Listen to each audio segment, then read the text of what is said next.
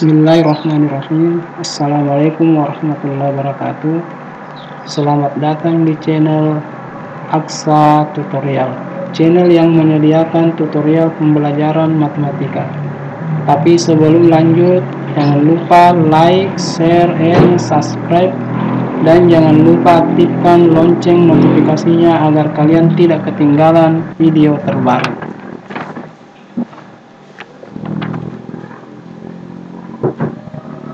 Jadi untuk pertemuan kita kali ini, kita akan membahas bagaimana cara membuat tabel distribusi frekuensi.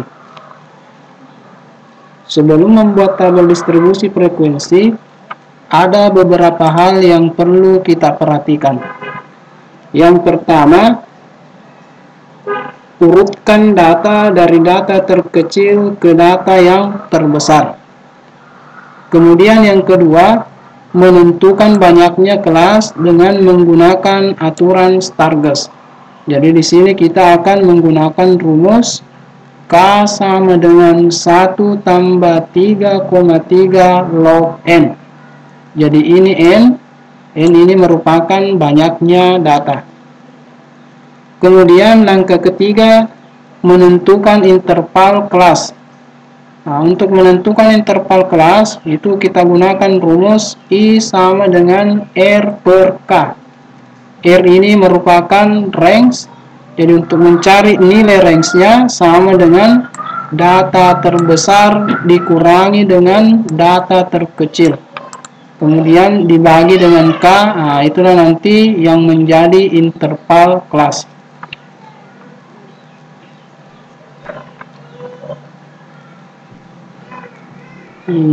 Untuk lebih lengkapnya bisa kita lihat di contoh soal berikut. Jadi misalkan di sini ada data nilai ujian matematika 30 siswa.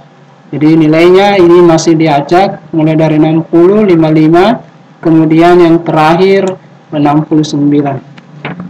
Nah, jadi kalau mau dibuat tabel distribusi frekuensinya seperti pada langkah yang tadi, jadi langkah yang pertama itu kita urutkan dulu datanya dari data terkecil ke data terbesar. Jadi setelah diurutkan, nah, jadi kita mendapatkan data seperti ini. Jadi data terkecilnya itu mulai dari 40, 42, 47, 49 dan seterusnya, kemudian sampai yang terakhir atau data yang terbesar ini nilainya 98. Setelah datanya diurutkan, kemudian kita menentukan banyaknya kelas dengan menggunakan aturan Stargers. Nah, tadi menggunakan rumus K sama dengan 1 tambah 3,3 log N. Jadi ini N-nya kita ganti sesuai dengan banyaknya data. Karena di sini tadi datanya itu ada 30 data. Ya, jadi ini ada 30 data. Jadi kita ganti N-nya menjadi 30. Ya, jadi ini. Kemudian log 30, jadi bisa menggunakan kalkulator. Jadi log 30 itu nilainya 1,47712125. Kemudian dikalikan dengan 3 akan mendapatkan 4,8745. Kemudian ditambah 1, ya, sehingga didapat nilai 5,8745. Jadi kalau kelas ini harus kita bulatkan. Jadi karena ini lebih dari 5, jadi kita bulatkan ke atas sehingga banyaknya kelas itu ada 6. Ya, jadi ada 6 kelas. Kemudian setelah menentukan banyaknya kelas, kita menentukan interval kelas yang tadi menggunakan rumus R per K. Jadi ini R-nya data terbesar dikurangi data terkecil. Data terbesarnya tadi kita mendapatkan nilai 98, kemudian data terkecilnya kita dapat nilai 40, kemudian dibagi dengan banyaknya kelas sesuai dengan Stargers tadi itu kita dapatkan 5,8745. 8,745. Sehingga kalau dibagi ini akan menghasilkan 9,87. 9,87 ini kita bulatkan menjadi 10. Jadi banyaknya nanti atau interval kelas yang kita gunakan itu menggunakan interval 10. Ya, jadi tinggal dibuat tabelnya. Kemudian frekuensinya. Nah, jadi kita ambil dulu nilai terkecil. Nilai terkecilnya itu bernilai 40. Karena interval kelasnya menggunakan interval 10, maka nilainya ini 40 sampai 49. Jadi kita cari nilai yang berada di rentang ini 40 sampai 49.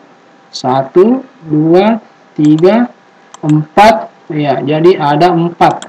Sehingga kita tulis frekuensinya 4 atau ada 4 data.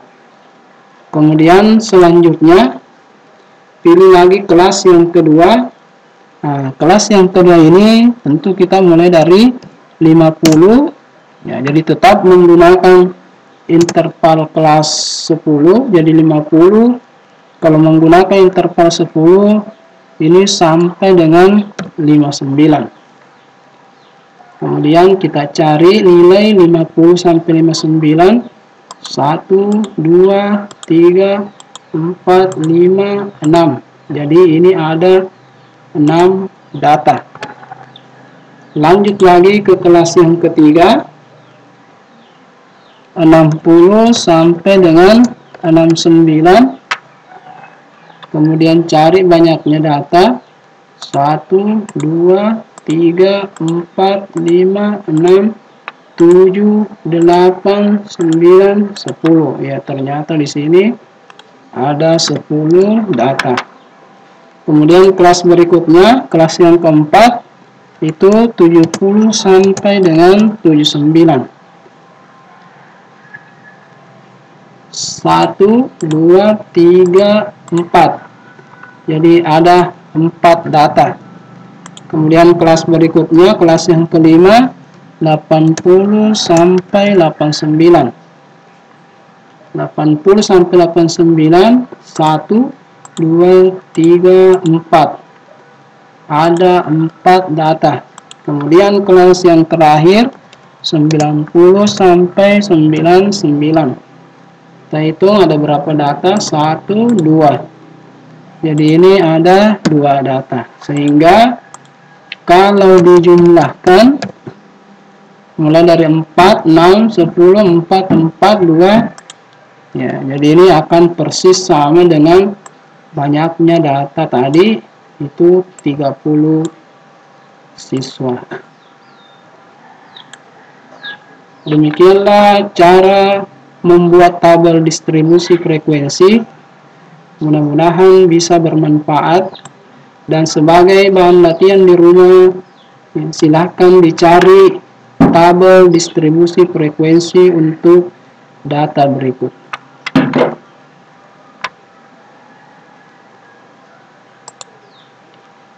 Terima kasih. Assalamualaikum warahmatullahi wabarakatuh.